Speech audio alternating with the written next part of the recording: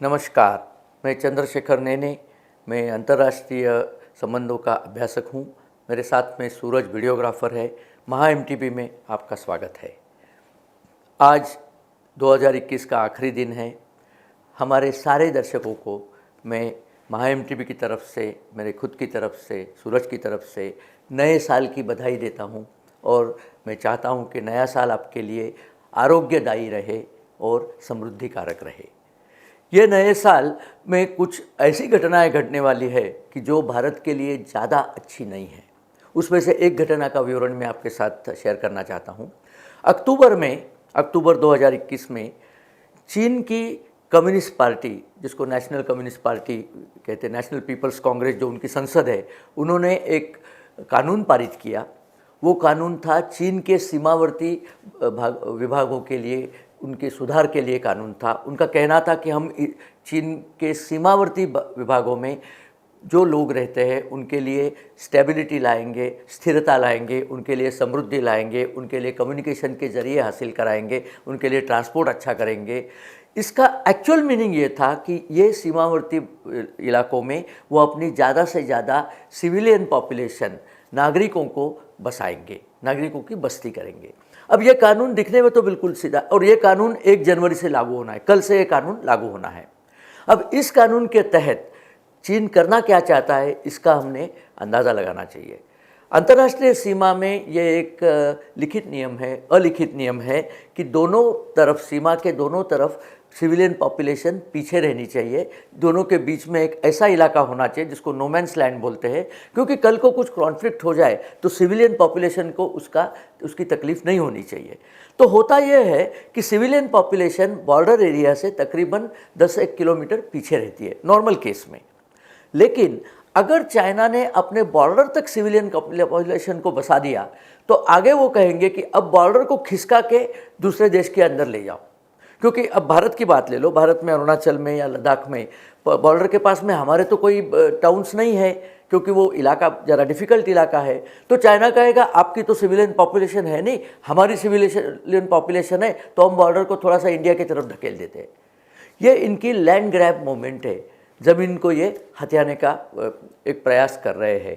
और इस टाइप के प्रयास के लिए उन्होंने अपनी जो सिविलियन पॉपुलेशन और रेलवे और इंटरनेट और पता नहीं और क्या क्या इंडस्ट्री वगैरह ला के वहाँ रख देंगे।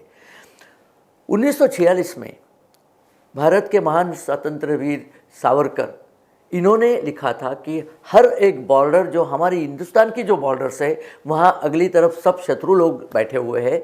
तो हमने ये करना चाहिए कि बॉर्डर पे जो भूतपूर्व रिटायर्ड सोल्जर्स है, भूतपूर्व सैनिक, उनको, मैं उनके फैमिली के वहाँ पे बस्ती की सुविधा सरकार ने अपने खर्चे से सुविधा उनको उत्पन्न करनी चाहिए।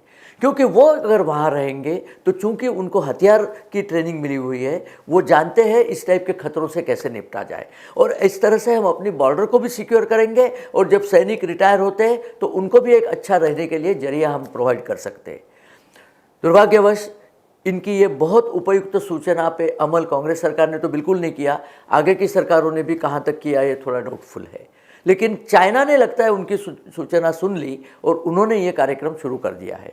वो जब कहते हैं सिविलियन पॉपुलेशन, तो वो सिविलियन पॉपुलेशन है ऐसा कोई गारंटी नहीं है। वो भी रिटायर्ड सोल्जर होने की चांसेस है, क्योंकि चाइना में जो सोल्जर रिटायर हो जाता है वो भूखमरी के नज़दीक पहुँच जाता है अगर वो रूरल चाइना में रहता है।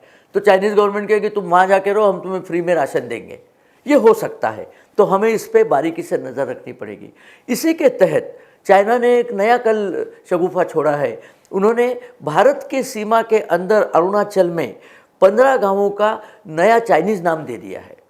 ये इस तरह से हो गया कि हम बीजिंग को नाम दे देंगे कि बीजिंग, ये बीजिंग नहीं, बिजलपुर है। ये पागलपन है, लेकिन ये इनका इंटेंशन दिखाता है। तुरंत अरिंदम बागची, जो हमारे सचिव है फॉरेन मिनिस्ट्री के, उन्होंने तुरंत बयान दिया है कि ये इस तरह से नाम ईजाद करने से जगह आपकी नहीं हो जाती। अरुणाचल ये भारत का इंटीग्रेटेड पार्ट है, तो अरुणाचल में चाइना की दखलंदाजी बिल्कुल हो नहीं सकती। ये तो हमने कह दिया, लेकिन चाइना के इंटेंशन जैसे घुसने के हैं वो आपको नज़र आ रहे हैं। लेकिन चाइना आजकल कुछ ज़्यादा ही एग्रेसिव हो गया है, ज़्यादा ही आक्रामक हो गया है। उसका कारण यह है कि जब अमेरिका में जो बाइडेन की सेना ने एक शर्मनाक वहाँ से सेना की वापसी करी, उसके बाद में अमेरिका का जो एक धौंस थी अंतर्राष्ट्रीय जगत में, वो धौंस कम हो गई। और जैसे कि किसी गांव में अगर कोई थानेदार है और थानेदार वीक हो जाता है तो सारे गुंडों के पर निकल आते हैं, और इसका रिवर्स भी होता है। उत्तर प्रदेश में जब योगी जी ने थानेदार को सक्षम कर दिया तो सारे गुंडे वीक हो गए। तो आज के दिन में अमेरिका से चाइना ने डरना छोड़ दिया है, पुतिन ने भी अमेरिका से डरना छोड़ दिया है, क्योंकि पुतिन ने यूक्रेन के मौके पे अमेरिका को खरी खोटी सुना दी है। चाइना भी यही कर रहा है। इसके उदाहरण के तौर पे अमेरिका के दक्षिण में, मध्य अमेरिका में निकाराग्वा करके एक देश है, उनके प्रेसिडेंट है डैनियल ओर्टेगा। उस देश में पहले ताइवान की एम्बेसी हुआ करती थी। ताइवान आपको पता है चाइना से जो अलग हुआ है, वो ताइवान का देश है जिसको ROC कहते हैं, रिपब्लिक ऑफ चाइना। तो ओर्टेगा ने उनको बोल दिया, उनको निकाल दिया, उनको कहा आपकी एम्बेसी घर ले जाओ, क्योंकि यहाँ हम खाली एक ही चाइना को अब रिकॉग्नाइज कर रहे हैं, आपको हम रिकॉग्नाइज नहीं करते। अब इन्होंने अपनी एम्बेसी की जगह किसी रोमन कैथोलिक फर्म को बेच दी, किसी संस्था को बेच दी, और वो निकल गए। जैसे ही वो निकल गए, ओर्टेगा ने वो एम्बेसी की जगह उस चर्च से छीनकर उसको चाइना को दे दिया कि आप आपकी एम्बेसी यहाँ बसाओ। तो इस पे जो ROC है, मतलब ताइवान के लोग, उन्होंने अंतर्राष्ट्रीय न्यायालय में एक मुकदमा लगा दिया है कि ऐसे वो कर नहीं सकते, ये हमारी प्रॉपर्टी उठा के आप दूसरे किसी को नहीं दे सकते।